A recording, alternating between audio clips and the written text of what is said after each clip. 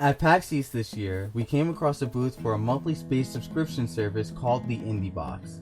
Each month, they send out a collector's edition for top indie games complete with physical and digital copies of the game, a full color manual, and some cool collector's memorabilia to go with the game. All for $25 a month.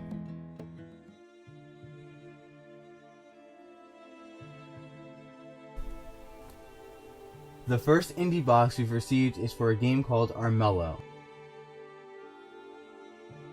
The box came complete with a full color manual, cloth banner featuring artwork from the game, a USB drive and Steam code for the game, a beautiful pin, a patch, collector's cards, soundtrack, and some stickers.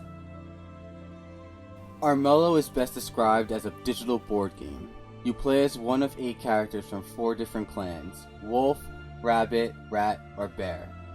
Each clan and character have their own perks and stats that add extra dimensions to the game. There are one of 4 ways of winning.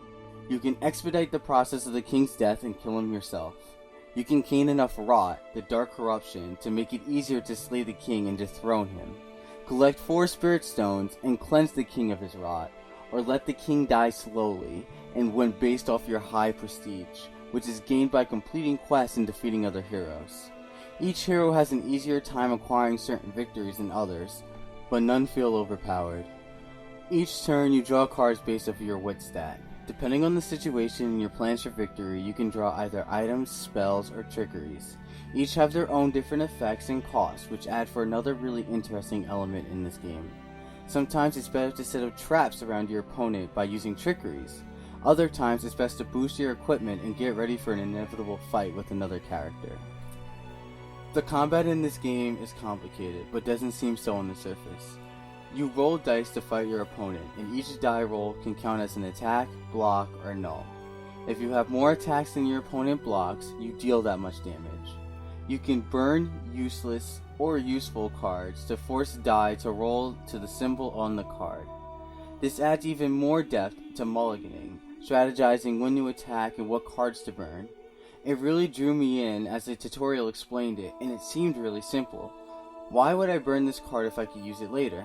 Well, the answer is simply because later may never come, and you may need to get that extra draw or two for something as soon as possible.